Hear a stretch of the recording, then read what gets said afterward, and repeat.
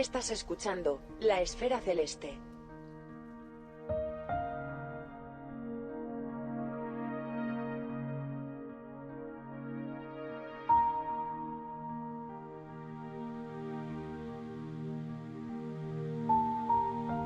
En la astronomía amateur hay grandes especialistas en campos muy específicos.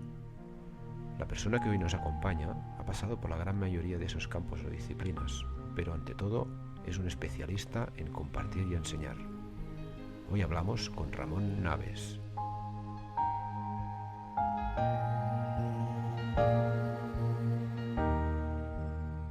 Ramón Navas, bienvenido, ¿qué tal? ¿Cómo estás? Muy bien, muy contento de poder participar en estos podcasts.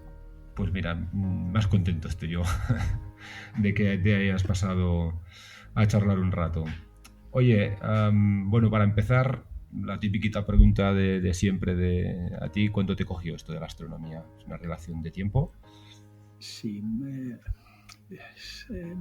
no tengo un recuerdo claro de cuándo empezó, porque de pequeño la ciencia siempre me gustó mucho y no era solo la astronomía, me gustaba pues la química, la física, la biología, todo lo que era ciencias, en realidad siempre me gustó mucho. Sí recuerdo un día, pero claro, cuando hice eso es uno de los primeros recuerdos que tengo por la astronomía en concreto, y es que recuerdo de muy jovencito pues coger una enciclopedia, buscar Júpiter y darme cuenta de que era un planeta inmenso en el que cabían miles de tierras dentro, y dije, ostras, ¿cómo es posible un planeta tan grande? Sí que es pequeña la Tierra. Pero claro, si ya estaba buscando eso en una enciclopedia, quiere decir que el tema ya me gustaba de antes. Pero recuerdo que esta tontería de que Júpiter era tan grande me marcó bastante. Y a partir de allí, pues, me interesó siempre la astronomía, pero yo no tuve telescopio hasta muchos años, décadas después, ya de bastante más mayor. Quiero decir que yo no fui un astrónomo aficionado con telescopio, sino yo era, pues eso, un apasionado de la ciencia y me gustaba mucho la astronomía, pero de leer libros y de documentarme y observar no había observado nunca. Esto vino años más tarde. Y cuando empezaste a observar, tú al final, desde ese momento hasta ahora, has pasado por muchísimos ámbitos, ¿no? Sí. ¿Cuáles fueron los primeros? Bueno, mis padres, a base de darles la lata, pues me regalaron un refractor de 60 milímetros y con eso intenté, con un cielo mediocre, como es el que puedes tener a 20 kilómetros de Barcelona, muy mediocre, pues intenté ver pues los planetas, la Luna, por supuesto, luego la galaxia Andrómeda, cúmulos globulares. Recuerdo esto, hacía observación visual como todos los que empiezan. No fue hasta bastantes años más tarde que me compré mi primer telescopio así robotizado, fue un 150 Newton, con montura ecuatorial alemana y un Newton y con un Sky Sensor, que eso tardaba como 20 minutos en encontrar los objetos. Bueno, con eso también hacía observación visual y poco más. No fue... posteriormente me construí un Newton de 400, una cúpula, en fin, esto en casa de mi padre. Pero no me metí así más en serio hasta prácticamente el año 2000. Había hecho muchas cosas, había trasteado mucho con los telescopios, pero yo de jovencito siempre decía que nuestros telescopios, pues por desgracia, los telescopios de los aficionados apenas se ve nada con ellos, y que algún día, yo eso lo tenía claro de jovencito, digo, algún día habrá algún mecanismo que recolectará la luz de nuestros telescopios y permitirá pues que podamos hacer cosas mucho más serias que no simplemente poner el ojo, y convertirán nuestros telescopios de juguete en cosas importantes. No adiviné qué serían las CCD. Yo pensaba que los fotomultiplicadores serían los que nos darían la solución a nuestra escasa abertura, y en cambio fueron las CCD. Me equivoqué en parte, ¿no? Pero bueno, sí. Salieron las primeras CCD. La primera CCD que yo me compré era una ST4. que era una CCD que tenía un chip de 2,3 milímetros por 2,3 milímetros. Mi intención era intentar hacer cosas de ciencia y lo que se pudiera con esa CCD. Era un auténtico drama. Esa CCD pues la vendían para hacer autoguiado para los que hacían imágenes, pues eso, de astrofotografía. Pero yo en principio la quería para ciencia. Sirvió para aprender a base de castañazos, para no decir otra palabra, porque era muy difícil poner cualquier cosa dentro de un chip de solo 2 milímetros. En fin, fueron unos inicios duros, pero ahí empezó un poco todo. Claro. Y a partir de que tienes la oportunidad de hacer ya cosas un poco más, por así decirlo, serias, ¿no? O más próximas a lo que es lo que haces hoy en día, ¿cuál fue el primer campo por el que te sentiste atraído actividad? Sí, de entrada, por aquella época, y aún pasa, pero menos, pero en aquella época que todavía no había internet, no había internet todavía, hablabas con veteranos y lo primero que te decían, uy, Ramón, con tu cielo, fotometría, olvídate. Fotometría, no, hombre, no. Cielo a 20 kilómetros de Barcelona, fotometría, nada de nada. Y bueno, tú crees en principio la experiencia de los veteranos y dices, vale, nada de fotometría. Vamos a empezar. A ver, primero cuando te compras la cámara, lo primero es lo quieres fotografiar todo. Claro. Todos los objetos Messier y todas estas cosas. Particularmente en mi caso eso también me llamó, pero me duró muy poquito, entre otras cosas porque la cámara no era la adecuada. En fin, por multitud de cosas, yo decía, vale, una vez que has fotografiado M13 por enésima vez, ya no le veía demasiado sentido. Entonces dije, bueno, vamos a intentar, pues eso, hacer ciencia de la manera que sea.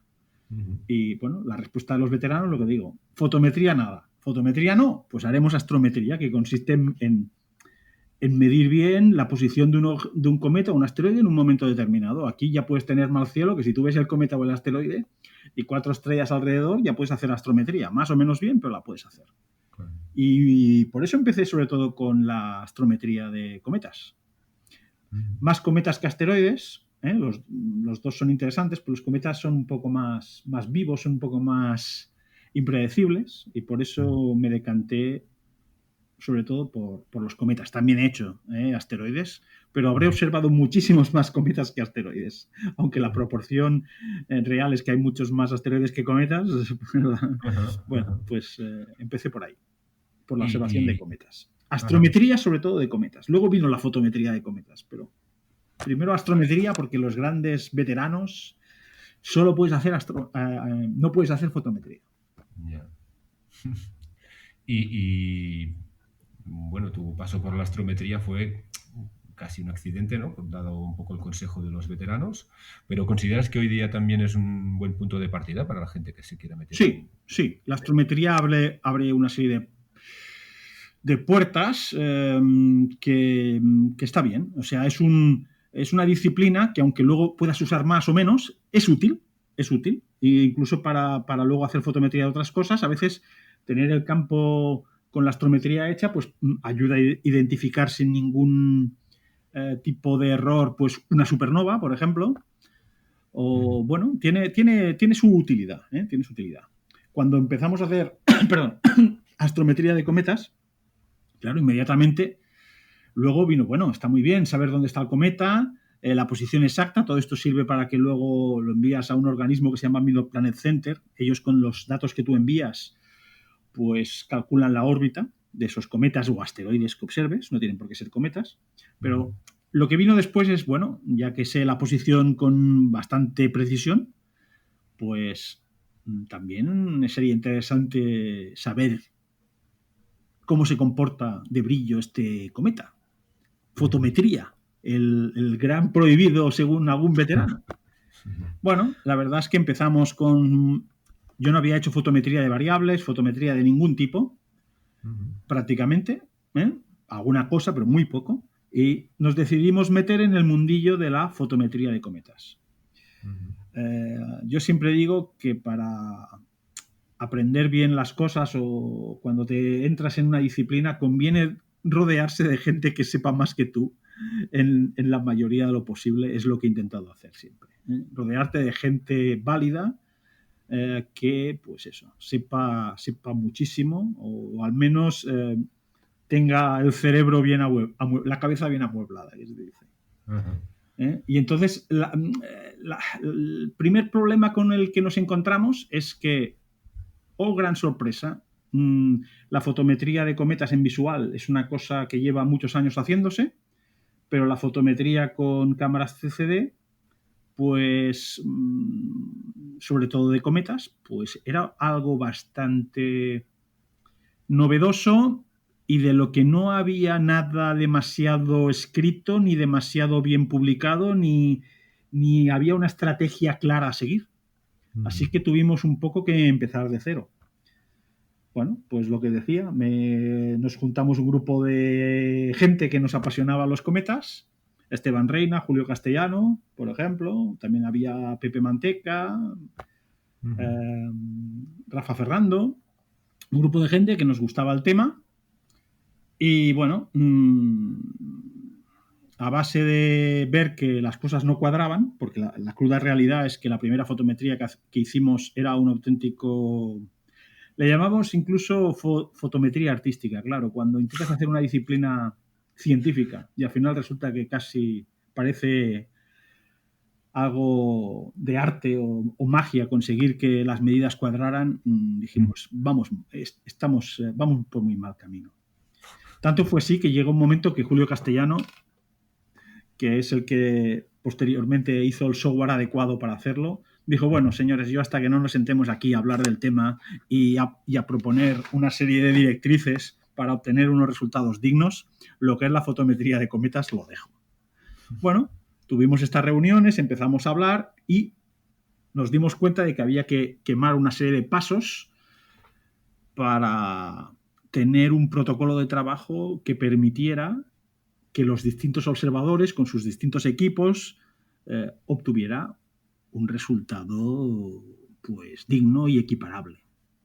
Y prácticamente también intervino aquí un doctor en astrofísica que se llama Mark Kitcher, que es un gran aficionado a los cometas, que también dio sus directrices de lo que él creía por dónde tenían que ir los tiros. Y un poco entre todos, pues empezamos a definir cómo había que medirlos.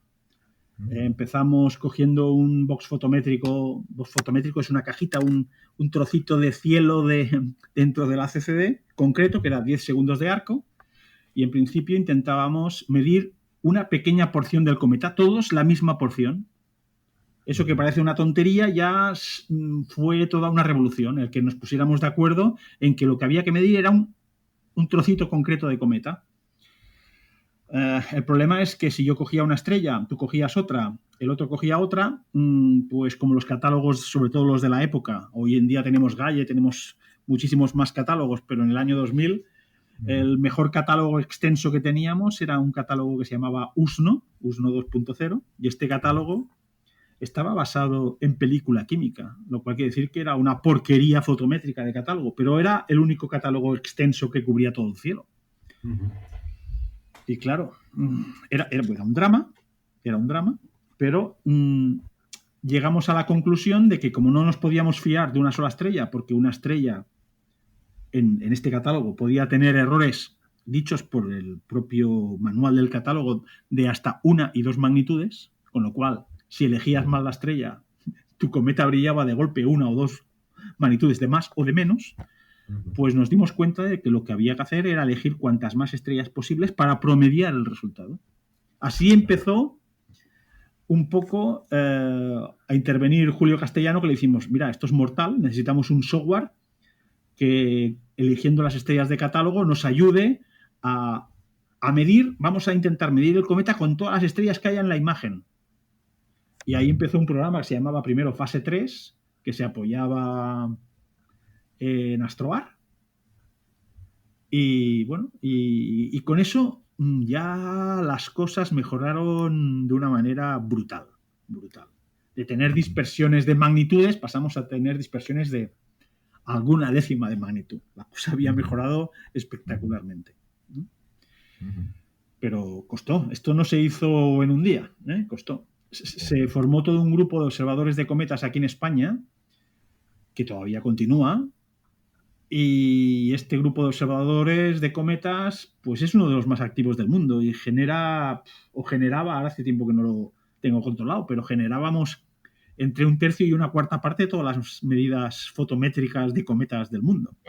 Ujú. Y esto fue gracias a ponernos de acuerdo una serie de colegas y investigar pues qué camino había que seguir. Ujú. Ujú. Una duda, ¿por qué? Intuyo por dónde van los tiros, ¿eh? Pero ¿por qué los antiguos del lugar, por así decirlo, veían imposible hacer fotometría con tu cielo? ¿Y por qué fue posible hacer fotometría con tu cielo? Bueno, supongo que hay varias cosas. Primero, muchos veteranos hablan de una época en las que las CCD no existían. Luego, algún más recientes sí que habían hecho cosas con CCD, pero con unas CCDs mucho más precarias. Luego, leyendo un poco cosas que se hacían en aquella época, miras y hablan de que casi solo se podía hacer fotometría con refractores. Analizas un poco y te das cuenta de que lo que faltaba era metodología, sobre todo, seguramente pues porque, por ejemplo, lo de hacer tomas claras o flats que le llamamos para aplanar el campo, para que la fotometría sea digna por todo el campo, eso es que no había ni mención de ello, con lo cual no se debía hacer. O sea, hay muchas cosas de hacer fotometría con película química, no quiero ni imaginármelo. La película química no es lineal, con lo cual es un auténtico drama. Todavía sí se hacía. Es decir, que las limitaciones antes de que existieran las CCD debían ser brutales. También había algo de elitismo y algo, porque esto me ha llegado más tarde. Algún veterano me ha llegado a decir que cómo es posible que yo haya contribuido a que todo el mundo pueda hacer astrometría de cometas y asteroides cuando esto era un coto de 4. Ujú. Claro, desde ese punto de vista, pues quizá les interesaba. Pero no parto de la mala fe. Había un grupo que seguramente había cierta mala fe, pero otros simplemente creían que era imposible que con cielos no profesionales se pudiera hacer fotometría. Vale. Pero claro, Ah, ujú. las CCDs vinieron a demostrar un poco lo contrario. Ujú. Vale. Y a partir de aquí, en tu recorrido, astrometría, fotometría de cometas, Sí, vino ¿cómo la continúas? fotometría de cometas, intenté, pues eso, observar todos los cometas posibles. Habré observado casi unos 500 distintos. Bueno, yo estaba muy contento con la fotometría de cometas y me iba picando el gusanillo de algunas otras cosas. El tema de los exoplanetas me parecía apasionante, pero mi única fotometría era de cometas, donde una precisión de una décima de magnitud y ya lo damos por bueno. Vi algunos resultados de algún colega extranjero, porque aquí en España prácticamente nadie hacía, vamos, yo no conocía a nadie, no sé si alguien lo hacía, pero yo no conocía a nadie que aquí hubiera hecho exoplanetas. Pero yo veía algún articulillo, alguna cosa colgada por internet, porque esto ya estamos hablando del, no sé, 2003, 2004, 2005. Tendría que buscar exactamente en qué año empecé a hacer exoplanetas, pero por ahí andará.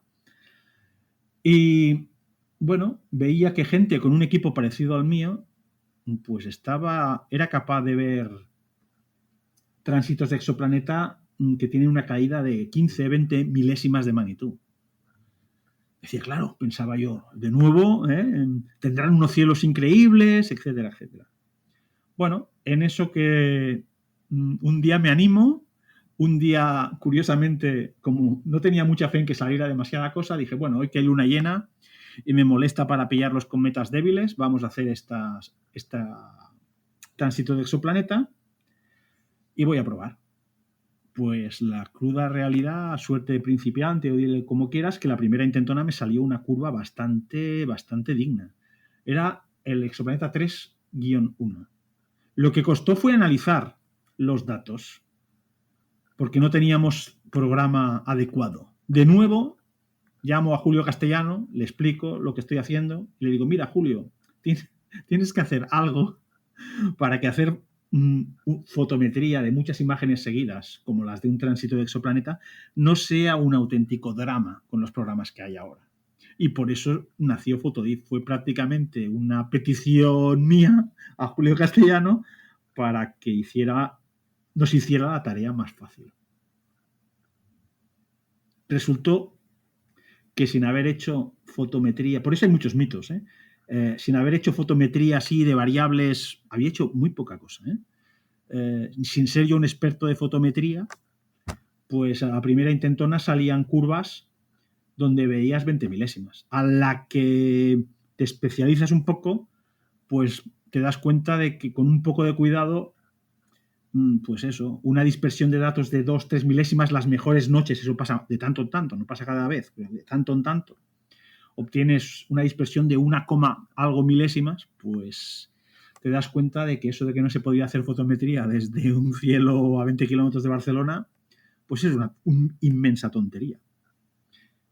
Y entonces yo empecé un poco la casa por el tejado. Me fui a exoplanetas y cuando vi que salían los exoplanetas y que la precisión era de milésimas, dije, ostras, pues hay la tira de estrellas variables que varían centésimas, décimas, magnitudes enteras que saldrán de fábula.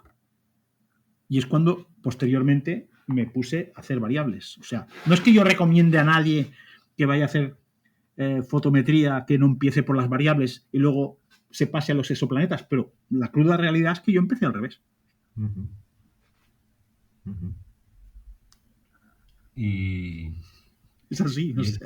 Y esto te ha llevado a más fotometría. En este caso eres muy activo en el campo de las supernovas ahora mismo. Sí. Supernovas también era algo que había intentado hacer al principio. Casi como con los cometas, pero también veía que los resultados que yo obtenía, los resultados que obtenía otro, no se parecían demasiado. Dije, bueno, esto realmente de la fotometría debe ser muy complicado porque, claro, siempre cuando te sale el resultado distinto a lo que te salen a los demás compañeros, el novato siempre piensa, lo hago mal. Puede que los otros también lo hagan mal, o puede que ninguno tenga razón y todos lo hagamos medianamente mal. O sea, eso suele pasar mucho. Bien, yo participé junto con mucha otra gente del grupo de observadores de cometas que también estaban en el grupo, por ejemplo, de destellos, un grupo que se dedica a observar no solo supernovas, sino todo tipo de estrellas variables, donde hay gente súper válida. Y bueno, y allí pues empecé a hacer algunas cosillas. Intenté también en ese grupo pues intentar pues aunar esfuerzos en que todos observáramos de una manera determinada, con una metodología clara, pero Destellos es un grupo muy potente que lleva muchos años funcionando y veterano, y donde cada uno trabaja bastante a su manera, con su rigor. No es ninguna crítica, es simplemente que es un grupo muy, muy heterogéneo, y cuando vienes un poco de fuera e intentas, pues eso, quizá intentar imponer, no imponer, sino explicar tu manera de trabajar, y la gente no lo sigue, pues dices, pues quizá, no sé, quizá habrá que pensar en fundar otro grupo. Y la cruda realidad es que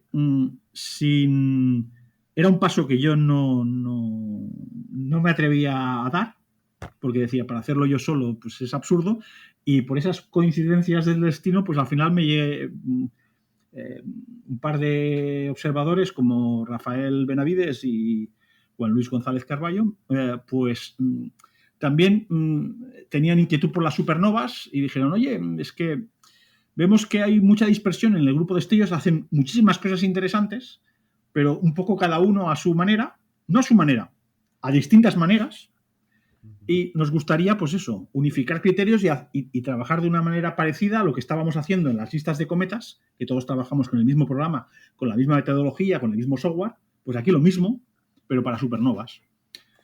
Y fundamos un grupo que se llama Observadores de Supernovas. Y a partir de aquí, pues también llamamos a Julio Castellano. Oye, Julio, necesitamos un programa concreto que nos haga esto, esto y aquello. Y Julio Castellano nos hizo el programa. Y es un grupo relativamente nuevo. No hacemos ni mucho menos la cantidad de observaciones que se hacen en destellos. En destellos hacen muchísimas observaciones de todo tipo. Nosotros nos centramos en 1, 2, 3 supernovas a la vez como mucho. Intentamos esas pocas supernovas que hacemos, hacerlas pues lo mejor posible, todos con el mismo criterio. Y de aquí salió el grupo de observadores de supernovas, de la inquietud de intentar aplicar un poco el criterio que hacíamos en cometas, pero en las supernovas. Este punto que comentas, que me parece importante, de estandarizar un poco el método de trabajo. Evidentemente el equipo no, porque cada cual tiene sus limitaciones, pero Sí. en principio utilizar el mismo software, trabajar con una serie de parámetros que están estandarizados para todos los observadores. ¿Qué ventajas comporta? Sí. De entrada, aunque los equipos, es cierto que cada equipo es diferente y las cosas lo complican, cuando alguien me pregunta, Ramón, es que mira, quiero hacer fotometría, ¿qué equipo necesito? Yo siempre digo, no busques excusa, el equipo que tienes seguro que vale. Me dice, no, si tengo una CCD muy sencilla, o otro me contesta, no, si yo solo tengo una cámara digital, o es que solo tengo un telescopio de 60 milímetros, es que da igual. Si tienes un telescopio motorizado y cualquier cámara del mercado, puedes hacer fotometría. Normalmente buscamos cierta excusa en que no tenemos el equipo adecuado para hacer ciencia, y la cruda realidad es que el equipo para hacer buenas fotografías suele ser mucho más especializado y mucho más caro y mucho más puñetero que el equipo necesario para hacer fotometría. Es que incluso un telescopio que tenga un mal espejo, que las imágenes no sean puntuales, sirve para hacer fotometría. En fotometría no es raro tener que desenfocar para repartir la luz por más píxeles y se puede ganar calidad. O sea que para hacer fotometría lo que requiere es conocer muy bien tu equipo, que puede ser un churro de equipo, pero lo tienes que conocer bien, sus limitaciones, cómo trabajar con él. Pero no es tanto de tener un equipo espectacular. Alguno me dirá, hombre, Ramón, es fácil para ti decirlo porque el equipo que tengo ahora es bastante espectacular. Siempre hay de mejores, pero quiero decir que en ese aspecto yo tengo un buen equipo, sí, pero yo he probado un exoplaneta, por ejemplo, hacer un exoplaneta con un refractor de 66 milímetros y sale. Y con una cámara CCD que era una Titan bastante, no sé, una cámara de 400 euros. ¿Sale la curva? Claro que sale. ¿Sale espectacular? No, sale mejor con el equipo grande, con la cámara mejor, pero con un equipo sencillo se pueden hacer multitud de cosas. Multitud. Hay colegas, por ejemplo, en la agrupación de Sabadell, recuerdo un colega que está en Ager, se compró todo su equipo refractor y su cámara digital para hacer sus postalitas, que yo le llamo, su astrofotografía, se cansó enseguida y un día me llama y dice, mira, que estoy un poco cansado de esto, ¿qué podría hacer? Digo, pues ponte a buscar variables, estrellas variables, es fácil descubrir. Apuntas a cualquier campo de la Vía Láctea y por cada 1000 o 2000 estrellas que analices, también el programa Fotodip de Julio Castellano de nuevo, le pedí que pues analizara 1000 o 2000, o sea, todas las estrellas del campo, y es fácil, relativamente fácil encontrar supernovas no es fácil, estrellas variables que no están descubiertas en un campo. Y hay pues varios colegas que con equipos de cámaras digitales y pequeños refractores están descubriendo estrellas variables. O sea que con equipos relativamente económicos se puede hacer muchísimo trabajo. Lo que pasa es que nos autolimitamos y nos autoexcusamos de no tengo el equipo adecuado. No. Quizá no tengo las ganas, quizá no me apasiona, quizá no me gusta esto y me gusta más otra cosa. Nada que decir. Cada uno disfruta en este mundillo con lo que hace, ¿no? Pero que muchas veces la excusa es el equipo. Y no es cierto. Sí, es que un telescopio con un espejo que sea una patata frita matutano vale. Y cualquier CCD. Incluso he visto, no webcam. Sí, webcams de estas sencillitas. Hacer fotometría con ellas. ¿Es lo más adecuado? No. De todo lo que tenemos es quizás de lo peor. Pero sigue siendo infinitamente mejor que la película química que usábamos antes. Por lo tanto, es que se puede hacer casi con todo. Bien, si el equipo, como estoy diciendo, no es la parte peor, ¿qué es la parte peor? Que cada uno trabaja a su manera. Y por eso estandarizar, intentar que todos lo hagamos igual, acaba mejorando más los resultados que no. Es que sucede que gente que tiene el mismo filtro, el mismo equipo, el mismo telescopio, la misma CCD, simplemente por usar una metodología distinta obtiene un resultado distinto. Si es que Le damos mucha importancia. No, es que le da distinto porque tiene un equipo distinto. Bueno, sí, eso es verdad en parte, pero la gran parte de culpa es usar un método de trabajo distinto, no que el equipo sea distinto. Y en esta estandarización, creo que una parte importante también es, independientemente de las observaciones o de los datos que reportan los observadores, yo sé que tú y Juan Luis hacéis unas cocinillas con los datos que acaban de redondear el plato, ¿no? En ese sentido, ¿nos podrías contar un poco qué papel juega y en qué consiste un poco? Sí. Básicamente hacemos lo siguiente, para que nadie diga, es que hacéis trampas y estas cosas. Aunque yo siempre digo que cuando se hacen trampas y se explica cómo se han hecho, dejan de serlo. No te gustarán, quizá, pero es decir que cuando se cuenta, pues eso, cómo cocinas los datos y lo haces público, pues deja de ser una trampa. Pero bueno, de todas maneras, Juan Luis se encarga normalmente de publicar los datos tal cual se envían, para que nadie diga, es que están, pues eso, cocinados, procesados. No, tal cual se han enviado, se publican, por su parte. Luego, por mi otra parte, los mismos datos, yo sí que los cocino. Y además explico cómo. Primero, por un lado, grafico toda la supernova con los diferentes filtros fotométricos. Normalmente, los distintos observadores que han usado el mismo tipo de filtro, pues obtienen resultados muy parecidos, pero tampoco idénticos. Y hay cosas tan chocantes como diferentes marcas de un filtro. Vamos a hablar, claro, del filtro Johnson V, que en teoría es un filtro perfectamente bien definido y que debería tener una curva de respuesta espectral concreta y que cualquiera que tuviera ese filtro debería dar el mismo resultado. Me dirán, no dan el mismo resultado porque las cámaras CCD son distintas. Bien, me apuesto que con filtros de distintas marcas puestos en CCDs de la misma marca, el resultado también es distinto, porque eso lo he vivido en mi propia carne. La misma cámara, el mismo telescopio,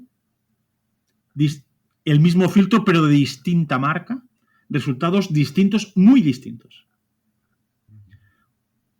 Concretamente, comparando mi equipo con el equipo de Josep Lluís, que era el mismo equipo, puesto en Ayer, mejor cielo, los cielos sí que no eran exactamente los mismos, pero la principal diferencia es que el filtro que yo tenía, que era Optec, pues tiene un faldón en la banda V que se deja colar más luz infrarroja y cuando la variable o la supernova emite mucho en el infrarrojo, tu medida V queda alterada más que con un filtro Astrodome, que es mucho más hermético desde el punto de vista que se deja influenciar menos por las longitudes de onda que hay a derecha e izquierda de la parte verde. Eso que parece una tontería hace que algunos observadores den unos resultados, incluso usando filtro, distintos. ¿Y quién tiene razón? Pues, hombre, hará unos años los filtros Optec eran los que dominaban el mercado. Hoy en día son los Astrodome. Con lo cual, los resultados antiguos publicados sobre todo con filtro Optec discrepan de los que se publican hoy en día con el filtro Astrodome. ¿Quién tiene razón? Todo el mundo tiene razón. Pero si tienes observadores que tienen un filtro y tienen otro, pues conviene aplicar ciertas correcciones para intentar que el filtro no sea el que tergiverse los resultados. Y eso es lo que hago. Yo intento... Actualmente tengo filtro Astrodome, por suerte. Pero antes era Optec. Normalmente, ¿qué hago? Necesito que el observador y yo mismo, o entre dos observadores, haya una buena cantidad de medidas que coincidan en el tiempo. Por ejemplo, si en el día 1 yo he observado y me ha dado magnitud 15 y tú en el día 1 has observado y te ha dado, voy a exagerar, magnitud 16, y el día 2 a mí me ha dado magnitud 16 y a ti te ha dado 17, está claro, ¿no? Tus observaciones se van a una magnitud más arriba que las mías. Bueno, esto dicho así es muy de perogrullo y muy simple, pero se puede calcular una pendiente de la recta entre las observaciones, vamos a llamar estándares, de 1 o 2 o 3 observadores que tienen el mismo tipo de filtro y, bueno, en fin, no es nunca perfecto el mundo. Pues coges a unos observadores como estándar y los que salen más discrepantes, intentas ajustarlos a esos observadores. Pero no ajustarlo a la babalá. Hoy le sumo 0,3, mañana... No. Hay que hacer, pues eso, una función, que es una pendiente de una recta, que te permite transformar esas medidas a las otras. ¿Es una chapuza? Sí, seguramente, pero es una chapuza que se puede entender y que, bien explicada, creo que deja de ser al menos tramposa. Y eso lo aplico a todos los que sus filtros dan resultados ligeramente discrepantes o no tan ligeramente discrepantes. Luego, hay una serie de gente que no usa filtros y hay una serie de gente que, en lugar de usar el filtro fotométrico, usa, pues por ejemplo, un filtro R o un filtro V de tricomía. Estos dan bastante diferente. Pues también les aplico con esta metodología una corrección. Incluso tenemos un par de observadores, uno de ellos que trabaja muchísimo, Pascual Robaina, por ejemplo, que usa una cámara digital. La cámara digital, a color, de entrada, si separas los 3 canales, tienes una observación hecha con un filtro R, con un filtro verde y con un filtro azul. ¿Es que estos filtros no son los estándar? Pues no lo son. No lo son. Pero también, aplicándoles las correcciones oportunas, se logra transformar esas medidas a como si estuvieran hechas con un filtro estándar. Pero ojo, no nos engañemos. Si no hubiera medidas con los filtros estándar, no habría manera de que esas medidas fueran válidas. Pero si tú me preguntas, Ramón, quiero hacer fotometría, la gente muchas veces me dice, ¿qué filtro me compro? Yo de entrada digo ninguno. Primero aprende a hacer fotometría. Cuando tu fotometría sea digna, valdrá la pena que te compres un filtro. Hay gente que se cree que por el mero hecho de poner un filtro fotométrico está haciendo fotometría. No. El filtro fotométrico es la guinda del pastel. Es uno de los últimos requisitos que hay que cumplir para hacer buena fotometría. Pero si no cumples todo lo demás, ya puedes poner filtro fotométrico, que lo que obtendrás será un número hecho con filtro, pero que no será fotometría, será un churro. O sea, hay que cumplir una serie de requisitos y si le pones filtro, pues tu observación será más estandarizada con el resto. Y todo ello así a veces no es suficiente. Claro.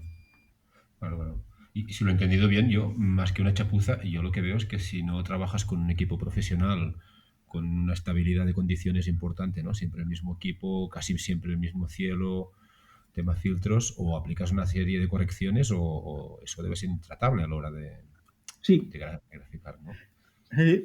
Incluso hay ciertas correcciones que esta es otra batalla que te encuentras, que lees cosas que sirven para los profesionales, correcciones. Hay un palabra, a ver si me sale, que se llama calcular tus índices de transformación.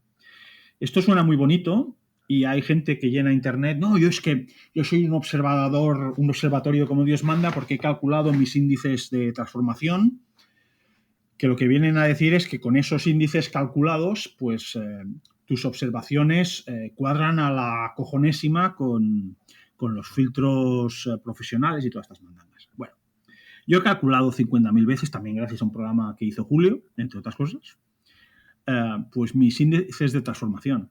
Y lo primero que te das cuenta, cuando los calculas, que yo no dudo que eso sea muy útil para los cielos profesionales, es que esos índices de transformación dependen en gran medida de la calidad de tu noche, con lo cual habría que calcularlos cada noche. Calcularlos cada noche quiere decir que si haces eso, no observas, porque es un trabajo de horas, con lo cual no digo que sea inútil. Los que tengan un cielo profesional, pues que disfruten de sus índices de transformación, que los apliquen y les servirá para corregir sus observaciones. La cruda realidad es que cuando yo aplico mis índices de transformación calculados varias veces, pues en lugar de mejorar las medidas, muchas veces las dejan igual, otras las empeoran y otras no sirven absolutamente para nada. Entonces, al final, hay metodología que hay que usar para aficionados y hay metodología que hay que usar si eres un profesional, pero si no tienes un cielo de profesional, algunas técnicas profesionales no son homologables o no son aplicables. No son aplicables. Ajá. Y todo esto que hemos estado repasando ahora un poco sobre tu actividad, sí, Básicamente, yo te he oído decir alguna vez que tú cuando te cambias la CCD, cuando la Sí, pones en el telescopio le pones Loctite y eso no se mueve sí, ahí. esa es mi idea. Vale, eso Eh, es tienes un planteamiento de equipo como muy sólido, ¿no? sí, Y sí, de sí, sí, un sí. solo equipo Sí, un y solo darle el equipo máximo para todo. rendimiento. Ajá. Y si, sí, mi filosofía es esa. No es que nunca haya cambiado, pero mi equipo ha variado en realidad poco. Se han hecho algunas mejoras, he cambiado algunas cámaras, pero yo no soy de, hoy pruebo esta cámara, al mes me arrepiento y pruebo otra. No. Cuando hago una prueba, va a durar meses o años normalmente, excepto cuando te equivocas, porque a veces piensas, bueno, pues voy a trabajar en lugar de con este reductor de focal, sin reductor focal. Igual haces la prueba y te das cuenta de que eso es un vía crucis y a los 2 días cambias. Bien, es un error que has cometido, se arregla y ya está. Pero lo que no soy es yo en concreto. Otra gente cambia muchísimo de equipo y de técnicas y algunos con buenos resultados. No voy a decir que no, pero no es mi fuerte. Mi fuerte es, este es el equipo que tengo, con este equipo voy a full para todo. Y lo voy a probar en todas las disciplinas en las que esta configuración sea válida. Y cuando hayan pasado unos años, igual decidiré, pues hombre, pues si subiera la focal ganaría, o si cambiara la cámara, o si cambiara el telescopio, ganaría por aquí o por allá. Pero con pruebas de 15 días, decidir que el futuro es difícil. Sirve cuando te das de bruces, es decir, cuando pruebas algo que realmente no funciona, enseguida lo sabes. Pero cuando pruebas algo que crees que funciona, pues hay que insistir hasta que vas mejorando. También yo soy muy partidario, en esto también empiezo un poco la casa por el tejado. Muchas veces los colegas me dicen, Ramón, ¿qué telescopio me compro? Y tal. Y yo les digo, ¿qué CCD te puedes permitir? Con la CCD, si tienes que empezar de cero, que ya sé que no es lo habitual, si tienes que empezar de cero, con la CCD que te puedas permitir, vístela con un telescopio. Pero para mí, el dispositivo más importante que tenemos no es el telescopio, es la cámara. Es la cámara. Uno de los errores más grandes que veo, y con más asiduamente, es gente que lo ha gastado todo en su telescopio, se ha comprado un telescopio inmenso y luego es incapaz de ponerle una cámara a la altura del telescopio que ha comprado. Con lo cual sus resultados son nefastos, ya sean para ciencia o para astrofotografía. Entonces, las cosas tienen que ir más parejas. De acuerdo que a todos nos gustan los grandes telescopios, pero yo prefiero, no tengo un pequeño telescopio, tengo un telescopio de 30 centímetros que considero que es un buen diámetro. ¿Podría tener un telescopio de 40 centímetros? Sí, podría. ¿Podría tener un telescopio de medio metro? Complicándome la vida, podría. Pero lo que no puedo es comprar una CCD que esté a la altura de un telescopio de medio metro. En mi caso no me lo puedo permitir.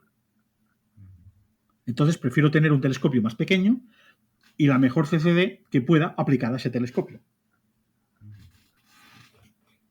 Son maneras de verlo, pero recuerdo hace muchos, no hace tantos años, una llamada de una agrupación del sur de España que tenían, todos sus telescopios eran 400 y de gran focal, de 4 metros de focal.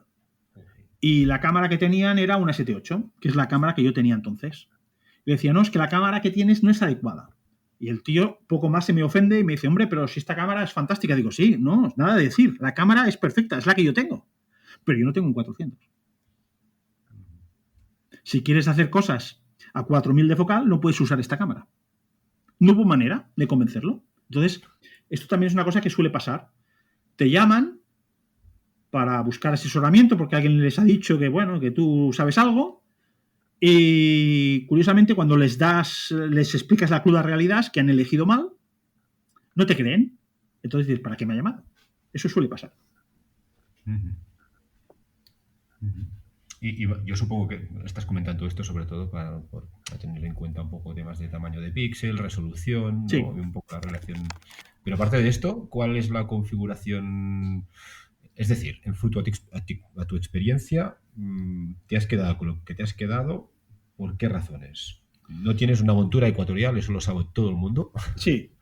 Bueno, esto hay parte de broma. Sí. Hay parte de broma, pero es cierto que yo tengo un agujero pequeño en el techo y mi telescopio sale con un pistón hidráulico por encima del techo. Con lo cual, un equipo compacto me vale. Vale. Más que no una montura ecuatorial que necesita un agujero muy grande. Pero no es el único problema. Las monturas ecuatoriales, yo les tengo una manía especial. Cuando estás en lo mejor del cielo, que es cuando estás pasando por el meridiano, es cuando peor trabajan. Luego hay todo aquello del cambio de meridiano. Si quieres hacer un tránsito de exoplaneta justo, que en el mejor momento tengas que dejarlo todo para cambiar, invertir, es un drama. Aparte que fotométricamente no tiene una buena solución.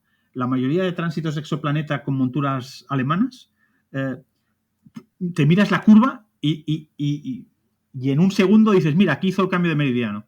Porque se ve donde la curva se ha jorobado. No es solo el cachito que falta, es que se queda como un escalón. Pero eso ya es una manía. Por contra, las monturas ecuatoriales, digamos algo positivo de ellas, aparte de que arden bien en una hoguera, aparte de eso, también tienen algo positivo y es que le puedes poner cualquier tubo encima. Entonces, desde ese punto de vista son versátiles, pero nada más. Pero yo que soy poco partidario de cambiar de tubos, pues en fin, no. No. A la hora de la verdad, lo que manda es no equivocarse con la resolución por píxel en la que trabajes. Esa suele ser la clave. Entonces, ¿a qué resolución por píxel hay que trabajar? Pues la adecuada a tu cielo. Bien, ¿y qué significa eso? Pues a la hora de la verdad, excepto que vivas en un cielo hiperprivilegiado, que no oscuro, hay gente que confunde tener un cielo muy oscuro con tener un cielo poco turbulento. Y no tiene nada que ver. O sea, ¿nos hace falta que el cielo sea oscuro? Sí, cuanto más mejor. Pero tan importante como que el cielo sea oscuro es que el cielo no sea turbulento. Y en eso, por desgracia, excepto los telescopios profesionales que ya están montados en el sitio adecuado, el común de los mortales, que vive en casas o tiene observatorios en sitios que no son de alta montaña, nuestra turbulencia es mediocre, para no decir mala, alta. Tenemos bastante turbulencia.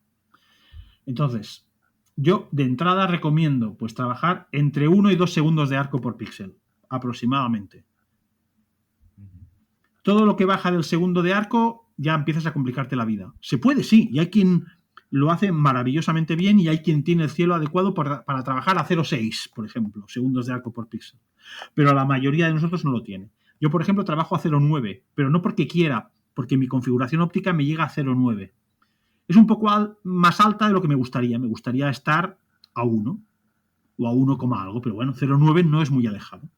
Y también con la cámara me permite jugar entre 0,9 y 1,8 cuando trabajo en binning por 2. Entonces, esta es otra cosa que me gusta, poder combinar, si trabajas en binning 1 por 1, a una resolución más alta para los objetos más brillantes y a una resolución más baja para los objetos más débiles, por ejemplo. Eso es una buena estrategia. Pero no es una... No hay que tomárselo como un dogma de fe, que hay gente que me dice, bueno, es que tú dices entre 1 y 2 segundos de arco estoy a 0,9, como en mi caso, ya no puedo, o estoy a 2,3, que no pasa nada, que esto, digo, de 1 a 2 para acotar un poco, pero si tú estás entre, digamos, 0,5, que por ahí se complica mucho más, hasta 3 o 4 segundos de arco por píxel, se pueden hacer muchísimos trabajos, muchísimos. Muy bien. No hay un número mágico. Cada cielo igual tendrá el suyo, pero no hay un número que digas a partir de aquí las cosas no salen. Sí, es cierto que si te pones a trabajar a 0,2, 0,4 en la mayoría de cielos, era el caso del que pasaba este observatorio de Andalucía, que trabajaban a una barbaridad, no sé si era 0,2 o 0,3 segundos de arco por píxel, es muy difícil que tu cielo esté a la altura para permitirte obtener resultados con esa resolución. Entonces te das de bruces, ves que no te salen las cosas, te desesperas y es simplemente tienes una cámara CCD no adecuada al telescopio. O yo lo miro al revés, aprovecha la cámara y cambia de telescopio. Pero eso nos cuesta muchísimo más de pensar. Claro. Y a partir de este equipo, de esta configuración, no te digo que te hayas cansado del tema de las supernovas, pero ¿qué campos se abren? ¿Hay alguna tendencia? Todo lo que tenga que ver con astrometría y prácticamente todo lo que tenga que ver con fotometría está a tu alcance. Entonces, ¿qué disciplinas he hecho yo? Pues he observado cometas, asteroides, he observado tránsitos de exoplaneta, pero podría hacer cualquier tipo de... que también he hecho, participado, o me he puesto a descubrir estrellas variables. Otra disciplina interesante es hacer rotación de asteroides. Esto se hace por la fotometría del asteroide. El asteroide, a medida que rota, nos devuelve la luz del Sol, digamos, de diferente manera. Cuando está, pongamos un asteroide que sea alargado, como una patata, cuando está alargado, refleja más luz del Sol que cuando se nos muestra de perfil, de canto. Entonces, analizando las curvas de luz, pues te sale típicamente 2 máximos y 2 mínimos. Cada vez que el asteroide lo tienes atravesado te sale un máximo de brillo y cada vez que lo tienes de canto te sale un mínimo. Eso se repite en el tiempo, con lo cual ya puedes calcular con una precisión brutal pues qué periodo de rotación tiene el asteroide. Es fácil de hacer, mucho más fácil que un tránsito de exoplaneta, porque en el tránsito de exoplaneta hemos de medir milésimas de magnitud. Aquí con que midamos centésimas o décimas es suficiente. Es otra cosa hacer, por ejemplo. También se pueden hacer estrellas dobles, aunque yo no soy un gran especialista de dobles. Sí que hice algunas. Incluso Julio Castellano hizo un parche para el programa Astrométrica para permitir medir dobles. A la resolución que trabajamos muchos, no, se pueden hacer dobles, pero no se pueden hacer las dobles más cerradas. Para hacer las dobles más cerradas habría que utilizar más focal, una Barlow, una CCD con píxeles más pequeños, etcétera. Pero sí que hay una serie de dobles que se pueden hacer. Yo, de hecho, he observado algunas. Hace mucho ya que no hago ninguna, pero se pueden observar dobles también con esta configuración. Se pueden, ya lo creo. ¿Y hay algún campo que no hayas tocado y que te haga gracia o que creas que vaya a ser tendencia en los próximos años? Me quedan algunas cosas por hacer, pero si con mi equipo no se pueden hacer, difícilmente las haré. Había una que la tenía vetada, no tan vetada, pero sí muy limitada. Y curiosamente fue lo primero que yo leí, la primera disciplina que yo leí, que fue ocultación de estrellas por asteroides. A mí me llegaba la revista de Sabadell. Ahora soy socio de Sabadell, pero no lo fui hasta hace relativamente pocos años. Yo soy socio todavía de la agrupación Aster. Pero de Sabadell me llegaba la revista y una de las disciplinas que nunca hice hasta hace bien pocos años, pero que siempre me atrajo mucho, es ocultación de estrellas por asteroides. El problema es que este tipo de observaciones se hace principalmente con cámaras de vídeo. Y yo no tengo cámara de vídeo. Y si yo tengo que sacar mi CCD y poner una cámara de vídeo para hacer esta disciplina, pues como ya he dicho, mi cámara es como si estuviera enganchada con Logitech, no lo haré. Pero va y resulta que sale una metodología que con las cámaras SBIG transforman tu cámara CCD a una especie de cámara de vídeo. No es bien así, ¿eh? Es un poco complejo de explicar, pero bueno, es una técnica que permite obtener, voy a decir como, es el equivalente, no es lo mismo, porque se hace de distinta manera, pero, por ejemplo, para intentar explicar cómo se hace, hay una manera de intentar convertir cualquier CCD a una cámara de vídeo. Cuando digo una cámara de vídeo, lo que quiero decir es obtener una imagen donde las variaciones en luminosidad se capten en tiempo real, o sea, de manera muy rápida. En cambio, una cámara CCD te pones a exponer y aunque expongas una décima de segundo o un segundo, el volcado tarda segundos o décimas de segundo, con lo cual al final no tienes suficiente imágenes seguidas para pillar una ocultación que igual solo dura décimas de segundo o 1 o 2 segundos. Necesitas ir muy rápido. Una manera de convertir tu CCD en una cámara de vídeo, en una pseudo cámara de vídeo, es algo tan tonto como parar el telescopio, dejar que la estrella cruce tu chip de este a oeste, parando el telescopio, y si en ese momento el asteroide pasa por delante de la estrella, la luz de esa estrella se le verá un corte en ese trazo, midiendo el trozo de trazo que ha desaparecido, sabrás la duración de ese evento y podrás hacer ocultación de estrellas por asteroides con una CCD. ¿Qué problema hay? Pues que tienes que sincronizarlo todo muy bien y que si tu campo es pequeñito, pues en fin, no es fácil. Bueno, yo esta técnica la conocía, pero me parecía pues complicarme mucho la vida y francamente no la hice. Algún observador la había hecho, y con éxito.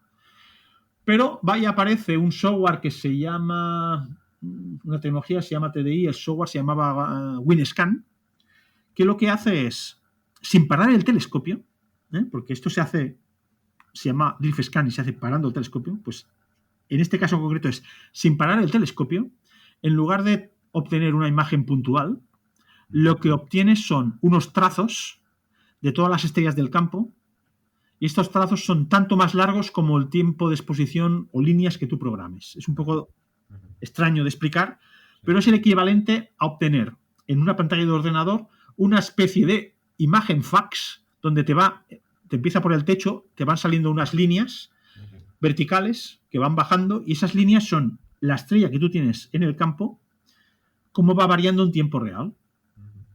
Analizando estos trazos se puede extraer fotometría del trazo, e incluso si el trazo desaparece, pues ves que ha pasado un asteroide por delante de esa estrella. Cuando yo descubrí este programa que se llamaba WinScan, me animé y dije, pues creo que por primera vez voy a hacer ocultaciones de estrellas por asteroides. Bien, empiezo a investigar con este programa, hago mis primeros resultados mediocres, pero los obtengo. Digo, hay que ponerse en contacto con los que de verdad saben, que es el grupo de Carles Perelló, Carles Schnabel, de la agrupación astronómica de Sabadell, y les digo, mira, estoy usando la técnica esta del Drift Scan. Vosotros que sois veteranos en esto, echadme una mano. Y la respuesta es, ostras, Ramón, eres el primero que usa esta técnica que nosotros conozcamos. Nosotros vamos todos con cámara de vídeo. Con lo cual, a partir de ahí, pues empezó intentar traducir del alemán, porque había instrucciones en alemán, en francés, yo no sé ni alemán ni francés. Perdón. Y a partir de ahí, pues eso, empecé a entender y a mejorar esta técnica. Algún otro colega de Sabadell con cámaras SBIG que permiten hacer esta técnica, pues también hizo sus primeros pinitos con esta técnica llamada, pues eso, Drift Scan, WinScan, en fin. Es una técnica curiosa y que tiene una contrapartida que también sirve para hacer astrofotografía. Y sirve para hacer astrofotografía de una manera muy chocante. Yo, aunque no he hecho grandes astrofotografías nunca, no es mi fuerte, cuando vi esta técnica, dice, pues vamos a intentarlo. Entonces es un poco el mundo al revés. Con esta técnica del WinScan, tú paras el telescopio. Ahora he dicho que para hacer lo otro no lo parábamos. Ahora yo paro el telescopio completamente y le digo muy bien al programa en qué declinación estoy y cuántas líneas voy a programar. Y resulta que también he de orientar con una precisión enorme la cámara para que las estrellas entren por el este, salgan por el oeste de la cámara y se mantengan sobre la misma columna de píxeles que coincida con la descarga de la cámara. La alineación tiene que ser perfecta, si no, el resultado no sale. Bueno, haces eso, tú programas 4, 5, 10.000 líneas, 20.000 líneas, pues programa la tira de líneas. Y lo más chocante es que tienes el telescopio parado y se te va generando una imagen en el ordenador de izquierda a derecha o de arriba a abajo, depende de cómo lo tengas, línea a línea, donde te salen las estrellas puntuales. Si hay una galaxia, se te va formando como si fuera un fax, y al final obtienes una imagen tan larga como el tiempo que hayas programado y tan ancha como el ancho de tu CCD. Claro. Un desplazamiento compensa el otro. Sí, la descarga, digamos que es una técnica que se basa en el tiempo que tarda la estrella en ir de píxel a píxel. La CCD recoge esas cargas, no las lee, las vuelca al siguiente píxel, a medida que avanza por el chip, y cuando llega al final descarga toda esa línea. Y lo que hace es que el tiempo de exposición es el equivalente a lo que ha tardado la estrella en cruzar todo el chip, con lo cual logras un tiempo de exposición típico de unos 2 minutos, y al final tienes una imagen fantástica. Tiene algunas pegas, pero una imagen fantástica súper puntual, porque aquí no hay problemas de guiado, no hay guiado de ningún tipo, y lo larga que quieras. Con una montura que en realidad está parada, con lo cual, orientando bien la cámara, que es un tema complicado, podrías incluso hacerlo con un Dobson. Es muy chocante, muy chocante. Esta técnica se usa hoy en día, los profesionales usan esta técnica de manera cotidiana para hacer catálogos estelares, o incluso el satélite Gaia, que está haciendo el famoso catálogo Gaia que estamos usando ahora para fotometría, está hecha con esta técnica. En este caso, como es un satélite, no está hecho con el telescopio parado, sino que aprovecha la rotación del satélite para obtener imágenes puntuales. Es bastante chocante, ¿eh? Esta técnica permite una serie de combinaciones realmente extraordinarias. Y telescopios terrestres, por ejemplo, el catálogo CMC-15, que también lo hemos usado muchos años para fotometría de cometas, es un telescopio que estaba en las Canarias, si no recuerdo mal. Lo apuntaban a un campo, lo dejaban quieto y todas las estrellas que pasaban por delante iban quedando registradas en el CCD, con lo cual no hay tiempos muertos entre que apuntas a un sitio y apuntas al otro. Pues esta técnica, aunque es muy poco usada, está también a disposición de los aficionados que tengan cámaras SVIG. Y no está a disposición de otras cámaras, no porque el resto de cámaras CCD no puedan hacerlo, sino porque nadie se ha dignado a hacer los drivers adecuados, porque se podría hacer con cualquier CCD, estoy convencido. Es un tema de que nadie ha hecho los drivers. O nadie lo ha pedido. Yeah. Súper interesante. Oye, bueno, para acabar, que no te quiero robar aquí toda la tarde, sí. aunque volverás, supongo, otro día. Bueno, cuando quieras. Pero, vale, yo a veces pido que os mojéis un poco, ya sé que es un poco reiterativo, pero al final porque, no sé, me gusta pensar que hay gente que pueda escuchar esto y se sienta motivada o avanzar en alguno de los campos que has comentado tú o empezar, ¿no? Y en el sentido de empezar, ¿tú te atreverías a, sin que tengas que sentar cátedra, o sea, tranquilo, pero a proponer un campo, un tipo de objetos, el consultar determinados catálogos, el utilizar un equipo, es un punto de partida para empezar en ciencia en el mundo de la astronomía? Para ti, no sé, una apuesta concreta, ¿qué harías? Bien, a ver. Sí, de entrada hay los dos mundillos para entrar, astrometría y fotometría. Diría, si la fotometría de entrada te parece muy complicada, que no lo es, Julio siempre dice que son sumas y restas, pues yo empezaría, por ejemplo, más para fotometría, pues se busca por internet alguna estrella eclipsante que se comportan como un reloj, sabes perfectamente a qué hora se va a ver el eclipse. Empiezas a hacer imágenes de esa supernova, de esa estrella variable eclipsante, y si eliges una que durante esas próximas horas tenga un eclipse, estoy convencido de que serás capaz de ver, incluso sin medir nada, cómo en tus propias imágenes esa estrella se va debilitando.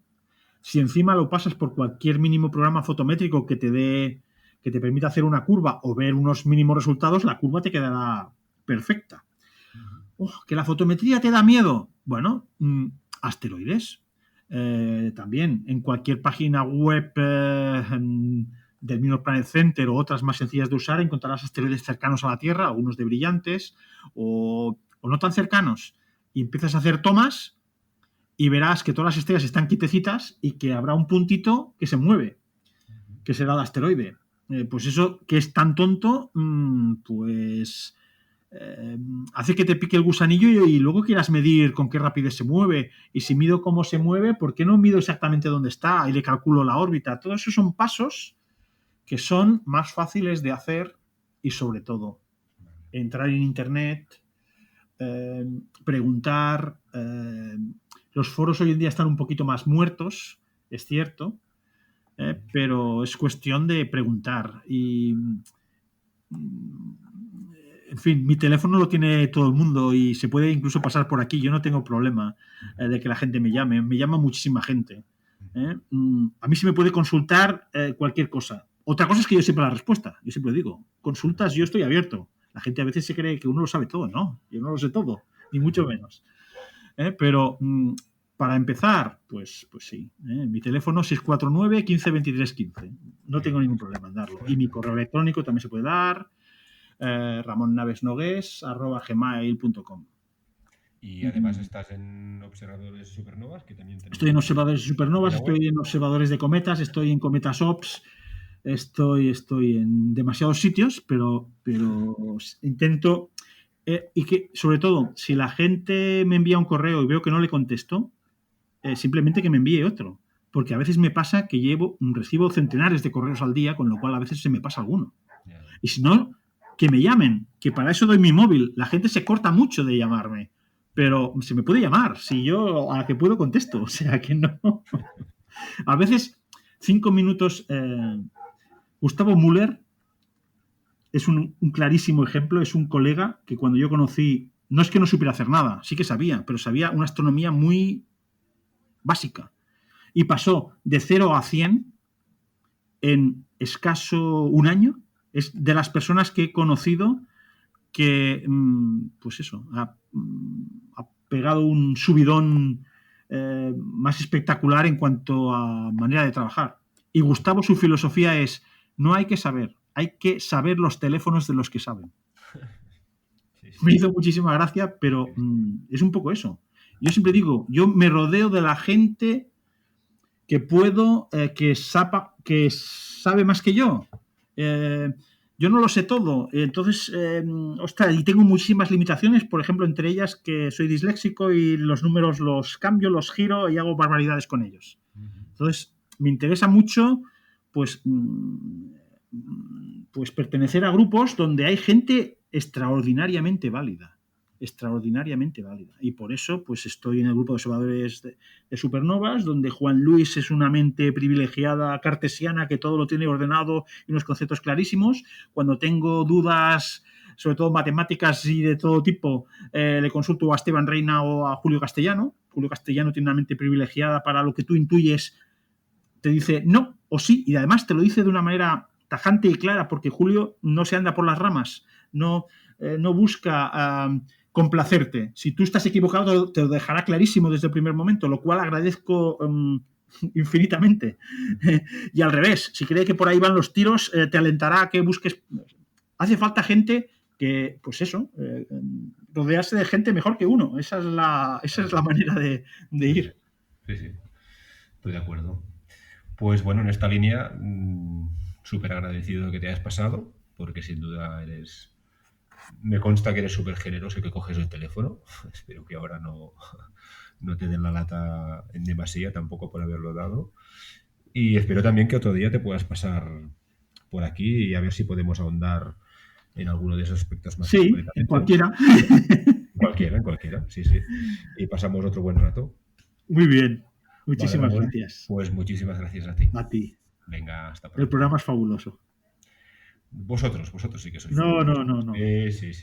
No. Y muy generosos. Esto que has hecho, que lo han intentado otros, pero yo no he visto, cosa igual. Solo espero que el mío me conformo que esté a la mitad de la altura de los que he escuchado, porque han sido todos absolutamente sublimes. Pues sí, pues todos, la verdad es que sí. Pues lo dicho, Ramón. Hasta otra y que sea pronto. Muy bien. Venga, gracias. Muchas gracias. Hasta luego.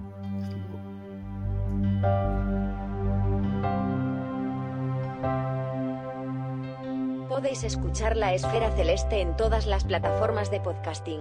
Encontraréis más información sobre todos los episodios y sus invitados en laesferaceleste.com. Muchas gracias por acompañarnos y hasta el próximo viaje.